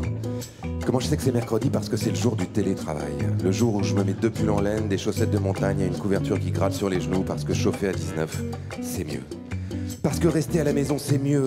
Mieux que de prendre la voiture pour faire 3 km à 2 à l'heure. Mieux que de rester sur le périph' pendant 2 heures à dégazer en regardant le gars d'à côté qui s'ennuie. Et demain, je reprendrai le vélo et le sac à dos, les gants qui se voient dans la nuit et la cape de pluie parce que pédaler par tous les temps, c'est mieux. Arriver le dos trempé de sueur au rendez-vous de midi, c'est mieux. Parce que s'entasser dans le RER, le tram, changer 2 fois de métro, avoir trop chaud, c'est mieux. J'irai au restaurant, prendre le menu végétarien dans un restaurant qui n'a pas de menu végétarien, où le serveur me proposera comme tous les midis une assiette de garniture avec du riz, du gratin dauphinois et des haricots verts parce que c'est mieux. Pendant ce temps,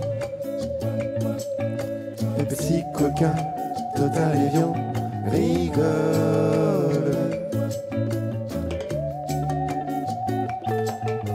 Pendant ce temps, Zara, McDo, Nestlé, Esso se gondolent. C'est mieux. Puis il y a aussi mardi, jeudi, samedi et tous les autres jours où je fais de mon mieux, où tu fais de ton mieux. Pendant que les pétroliers pompent, que les Chinois charbonnent, que les gouvernements autoroutes et aéroports. Et si ceux qui avaient vraiment créé le problème avaient réussi le coup du siècle en nous persuadant que le problème, c'est nous. Pendant ce temps, Gucci, Renault, Prada, Volvo rigolent. Pendant ce temps, Apple, BP et Uniqlo se gondolent.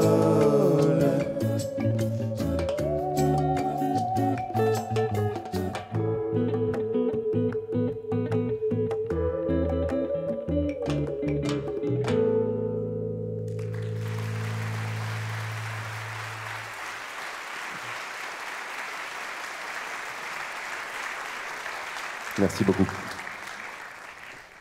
J'ai ri. Tant pis.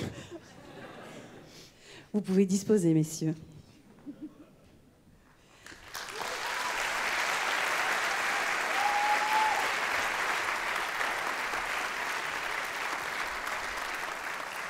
L'optimisme, vous l'avez compris, je pense qu'on l'a beaucoup utilisé le mot, c'est aussi l'occasion de célébrer de rire et de célébrer des gens qui sont une cinquantaine et qui ont participé à ce qu'on appelle le Road to Business.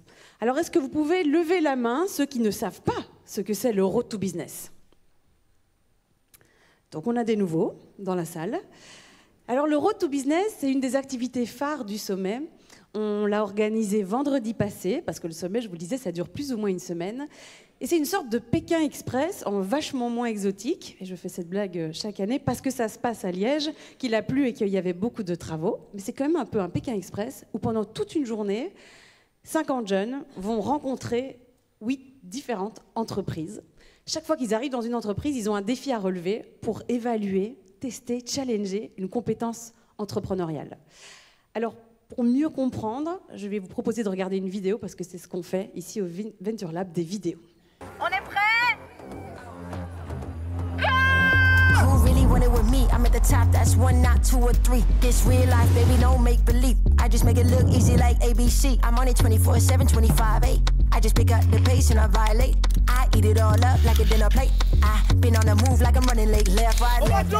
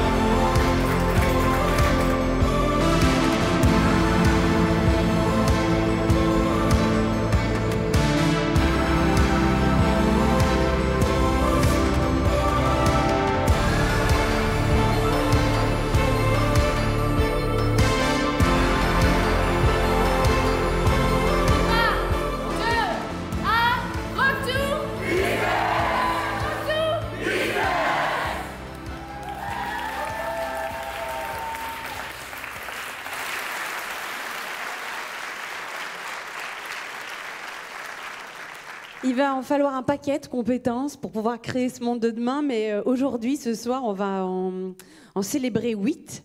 Alors je vais demander à toutes ces entreprises qui ont rencontré ces 50 jeunes et qui ont une journée éprouvante, mais passionnante j'espère, de monter sur scène pour pouvoir dévoiler le grand gagnant. Chaque entreprise a décidé de remettre un prix de 1 000 € à la personne qui les a bluffés, épatés, qu'ils avaient envie de récompenser. Alors vous pouvez venir, mais alors il faut applaudir et tout, sinon ça va être fort long. Donc BNP, la CCI. Ah ben vous pouvez monter carrément, oui, voilà. Et là maintenant, ah, on la refait. Donc BNP, la CCI, Defenso,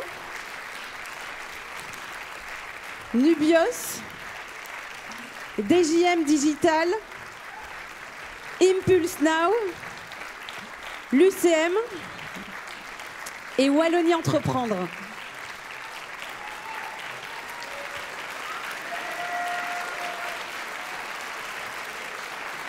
Vous voyez, ils font bien leur job, hein. On se sent accueillis, quoi, c'est chouette.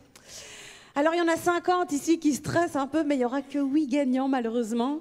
Wallonie Entreprendre, vous nous soutenez tout au long de l'année, puis vous soutenez le sommet, et en plus, vous soutenez le Road to Business. Sacré engagement. Alors vous, ce que vous avez décidé de récompenser cette année, c'était l'ambition. Est-ce que... Et l'inspiration, si tu veux. Nous, on a dit l'ambition, mais l'inspiration également. Est-ce que tu peux nous dire à qui tu as décidé de décerner avec ton équipe ce prix? Le grand gagnant, et c'est le premier. Roulement de tambour. Merci. À Michel Wang pour Bopac.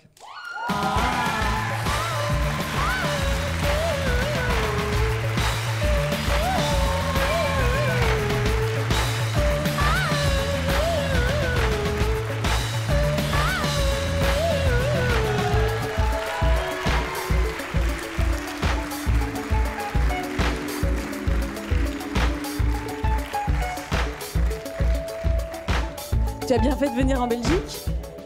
Alors si je ne m'abuse, tu viens du Canada, c'est ça? Et ben donc voilà, donc on a même des Canadiens qui sont venus participer à ce beau Road to Business.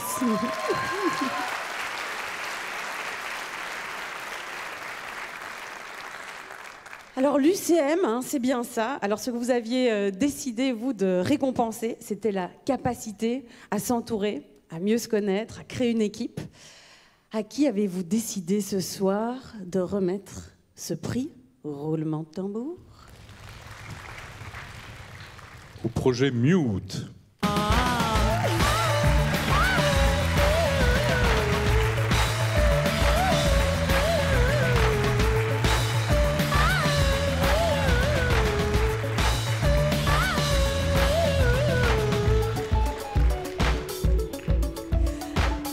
Impulse Now, c'est pas la première fois qu'on vous voit. D'ailleurs, il y a déjà beaucoup de partenaires qu'on voit souvent. Vous avez, une fois de plus, décidé de récompenser la créativité. C'est hyper fou, le challenge qu'ils ont fait. Un pitch silencieux avec une feuille A4, mais qui ne devait pas ressembler à une feuille A4. Voilà, vous voyez un peu le genre. Vous avez décidé de récompenser la créativité, les gens qui savent connecter une histoire avec un projet, et on a décidé de récompenser Rita Ubaishi avec Piment et Vanille.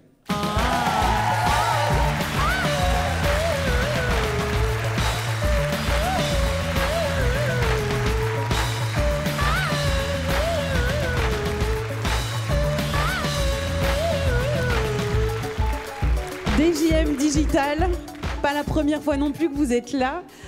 Vous avez changé d'activité cette année, c'était bien plus créatif que les années précédentes et vous avez décidé de donner ce prix, donc c'était la capacité à embarquer à Cube Insect parce que les petites bêtes ne mangent pas les grottes.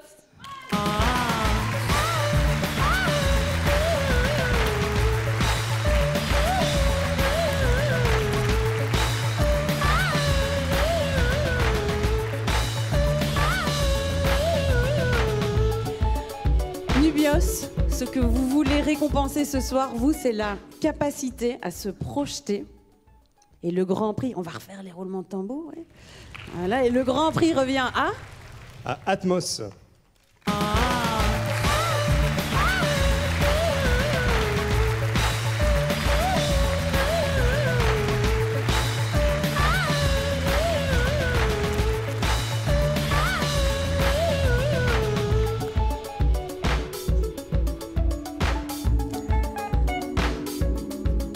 Un cabinet d'avocats nous a rejoint cette année, Defenso. Oui, tadam. Vous avez décidé, vous, de récompenser le sens du risque. Et vous avez décidé de récompenser qui? Le projet Pitch.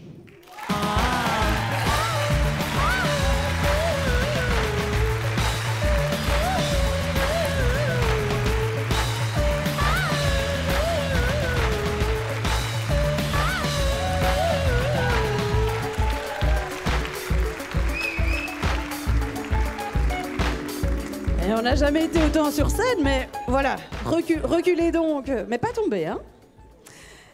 La CCI, pas la première fois non plus, la capacité à nouer des relations. Et vous avez décidé de récompenser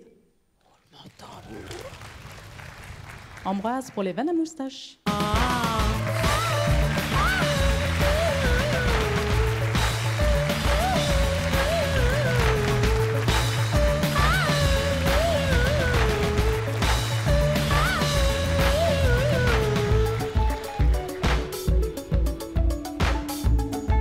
On va dans le petit coin pour le dernier. BNP, vous avez décidé de récompenser la création de confiance.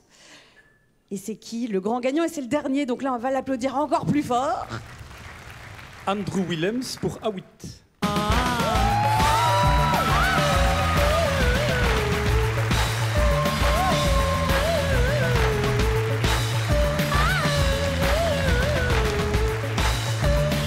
Merci à tous, vous pouvez rejoindre votre place et un grand bravo encore. Pour poursuivre cette soirée, une fois qu'ils se sont tus et qu'ils se sont assis, j'aimerais bien inviter à nouveau sur scène avec nous Cyril et Sébastien.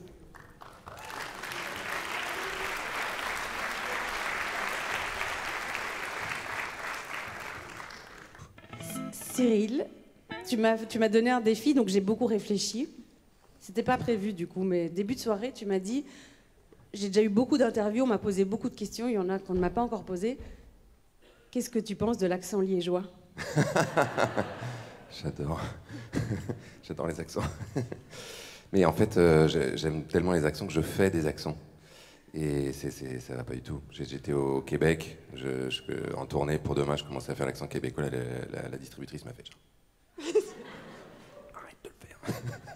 Donc on ne va pas te demander de faire l'accent québécois? Il vaudrait mieux pas. Encore moins l'accent liégeois. Oui, non, surtout pas.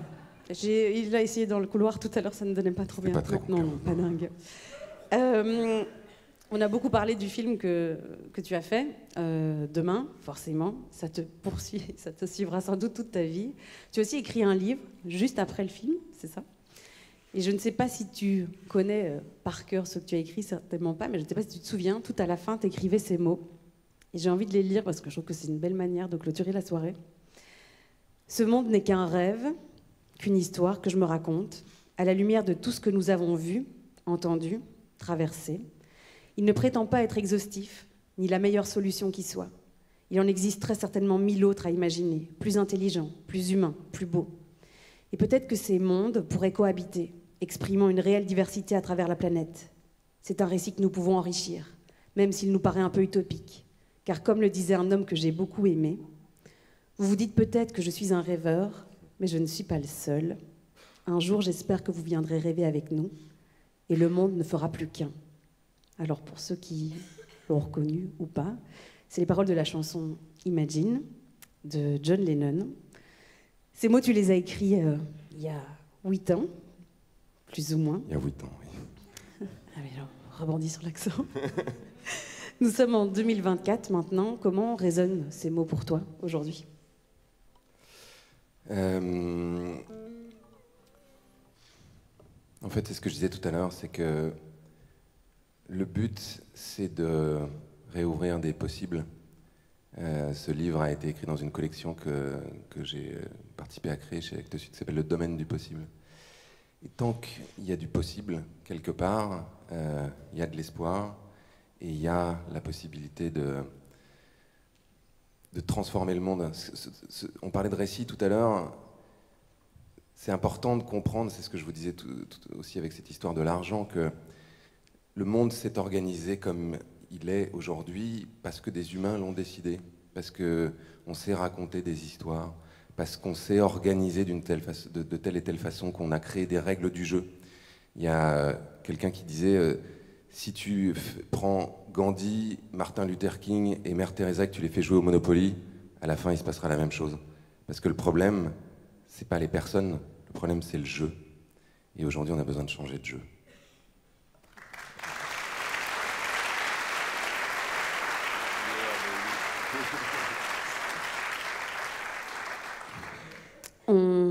On a eu du beau monde ce soir. On a été quand même vachement bien entourés. Il y a eu des artistes, des poètes, des entreprises, des jeunes, des beaucoup moins jeunes, des enfants, des adolescents. Mais pour que tout cet ensemble fonctionne véritablement et qu'on arrive vraiment à se mettre en marche, qu'on arrive à passer à l'action, il manque peut-être quand même un élément, et c'est les acteurs politiques. On n'en a pas beaucoup parlé ce soir, un petit peu. J'en ai vu, moi, pendant l'après-midi, j'en ai vu pendant la soirée, il y en a qui sont ici ce soir. Alors certes, les politiques ont inlassablement un rôle à jouer, mais nous aussi, en tant que citoyens, on a un sacré rôle à jouer. Surtout, sachant qu'il y a bientôt les élections européennes, bientôt les élections belges aussi. On a un rôle parce qu'on doit s'engager, non seulement à porter notre voix, certes, mais aussi à porter celle de ceux qui n'en ont pas, ou qui n'en ont pas encore assez. Quand je parle de cette voix-là, ça pourrait être celle de vos enfants, de nos petits-enfants, vos petits-enfants, de vos petites sœurs peut-être, de vos petits frères, ou la voix de tous les enfants que vous avez entendus ce soir. Je pense qu'on est tous co-responsables, en tout cas de créer quelque chose de bien, de s'engager, et on est co-responsables de notre futur et de celui des futures générations.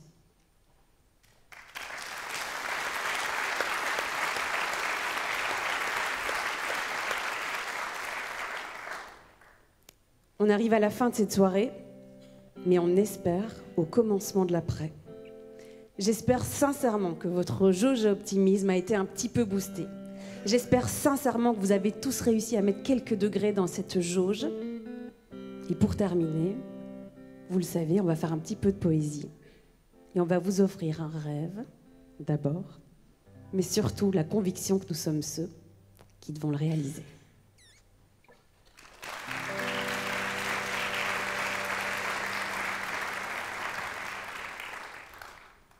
Nous avons fait un rêve. Le monde n'était plus nôtre, n'était plus terreur et meurtre, n'était plus champ de bataille. Le monde était monde, à nouveau. Les arbres majestueux, les enfants sereins, le chant des bêtes qui s'ébrouent.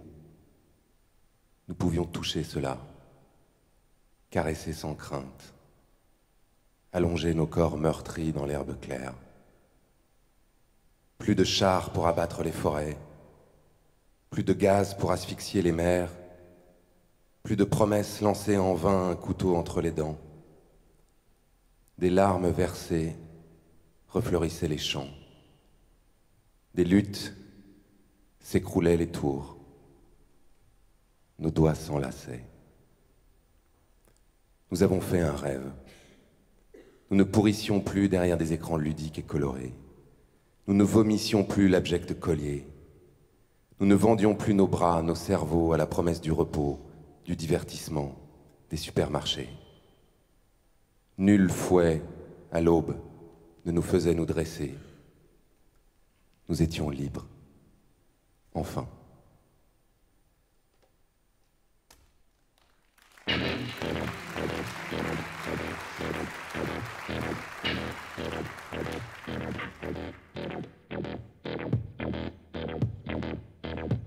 Peut-être que depuis toujours, il a fallu interposer nos corps.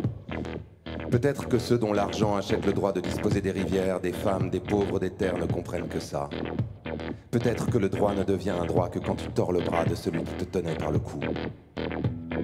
Peut-être que dans certains cas, radical, ça veut juste dire normal. Si radical, c'est préférer les forêts au parking, les humains à la bourse en ligne, si c'est défendre les champs contre les pelleteuses, si radical, c'est dire je préfère qu'on nous vende moins de conneries que de me taper 35 degrés la nuit. Si radical, c'est refuser d'être un connard en costard qui vend sa dignité pour une montagne de dollars. Aujourd'hui, il y a des gens que j'aime assis sur un tronçon d'autoroute. Aujourd'hui, il y a des gens perchés sur des arbres pour ne pas qu'on les coupe. Et je ne sais plus bien ce qu'il faudrait faire pour que quelqu'un les écoute.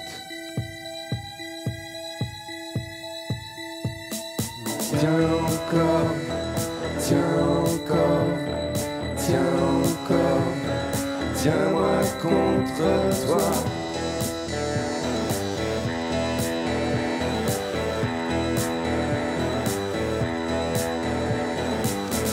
Peut-être qu'à force de tout essayer, plus personne ne sait quoi faire et que ça rend des gens violents. Peut-être que moi non plus, je n'en sais plus rien. Et si on avait juste besoin de s'arrêter un moment et de réfléchir? Et si on avait été tellement gavé d'images, de pubs, d'histoires de croissance, de capitalisme, qu'on nous avait tellement répété qu'il n'y a pas d'autre option, qu'on ne sait même plus ce qu'on veut, ce qui est vraiment important, qu'on confond tout. Peut-être qu'on n'est rien que des ados qui cherchent des limites et qu'il n'y a personne pour être des adultes dans cette histoire. Ou peut-être que les adultes ont 17 ans, qu'ils sont cachés dans des corps d'enfants, qu'ils défilent dans les rues et que tout le monde s'en tape. Peut-être que l'amour est vraiment la réponse. Aujourd'hui, il y a des gens que j'aime qui se collent la main sur le bitume. Des gens qui arrêtent de manger et de boire pour dire on est déjà dans le mur. Et je ne sais plus bien ce qu'il faudrait faire pour qu'on arrête de leur taper dessus.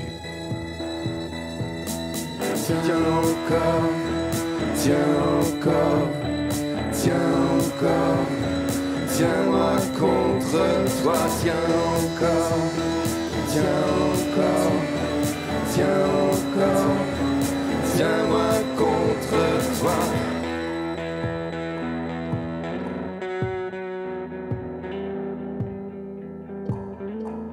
Peut-être que rien n'est vraiment foutu. Peut-être que toi, avec moi, ça change déjà beaucoup. Peut-être que les corps assiégés, à partir d'un certain point, se rebellent. Peut-être que la droiture des mots, un jour, fait chavirer les cœurs. Ou peut-être que c'est la droiture des cœurs qui, un jour, fait chavirer l'histoire.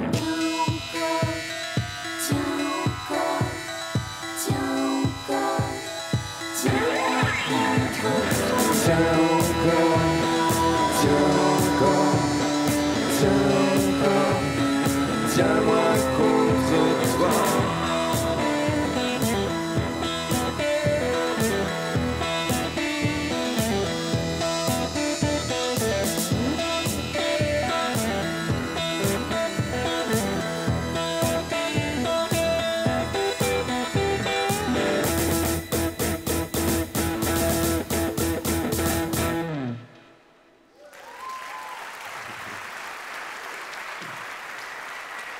Sébastien Hague.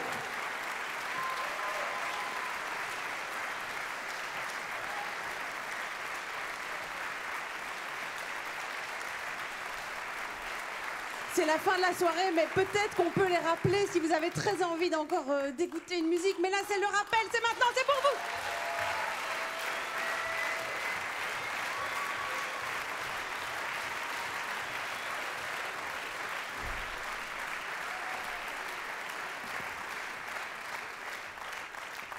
Puisque vous insistez lourdement et que c'était hyper spontané, d'accord.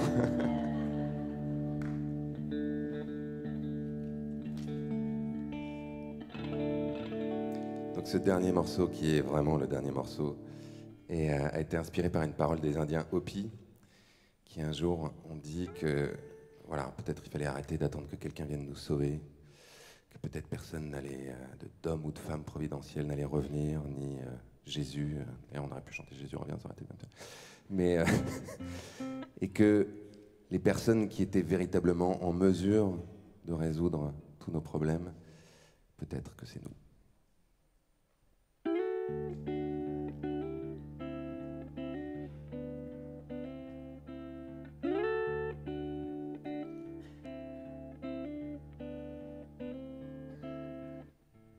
Sommes dressés au cime des arbres et à l'orée des villes, ceux qui forment la vague et tiennent les flambeaux, ceux que l'amour a conquis, détournant nos regards des montagnes d'or et des rivières de sang. Nous sommes ceux que nous attendions.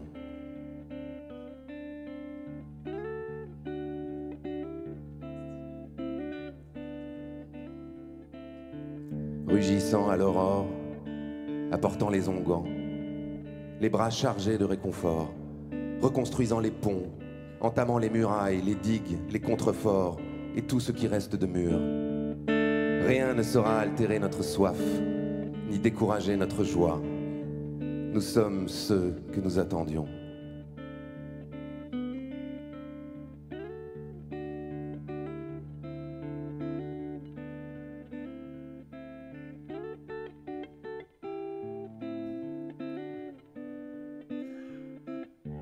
Alors que les tours se déchirent et que les barques se noient, nos mains par millions plantent et sèment, nos mains accrochées aux mains, nos cœurs arrimés au cœur. Nous sommes là, ensemble. Nous sommes ceux que nous attendions.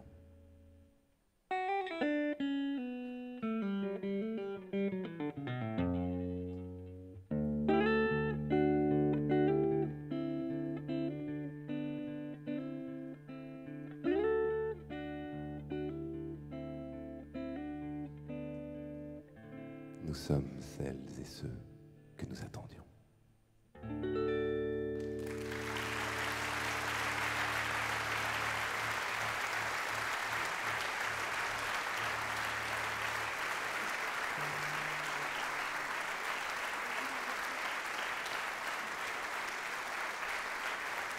Mesdames et messieurs, Cyril Dion et Sébastien Hague.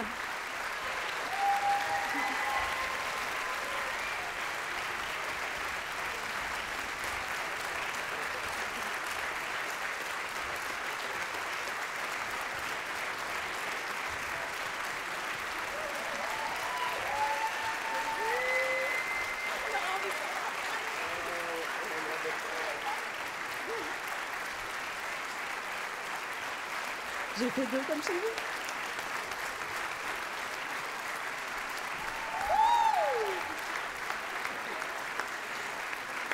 Merci à tous d'avoir été si nombreux. C'est la première fois que l'opéra est rempli comme ça.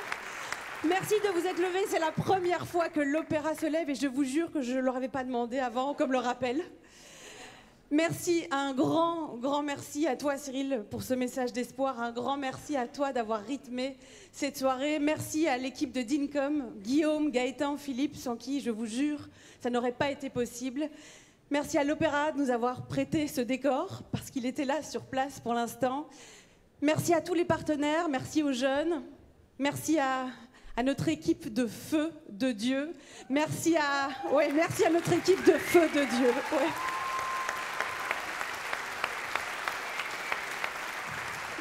Et un merci aussi particulier à une copine qui est venue nous aider à fleurir la scène, qui s'appelle Léone et qui est une merveilleuse fleuriste. Il faut l'appeler si vous en avez besoin. Un grand merci à tous et une bonne soirée.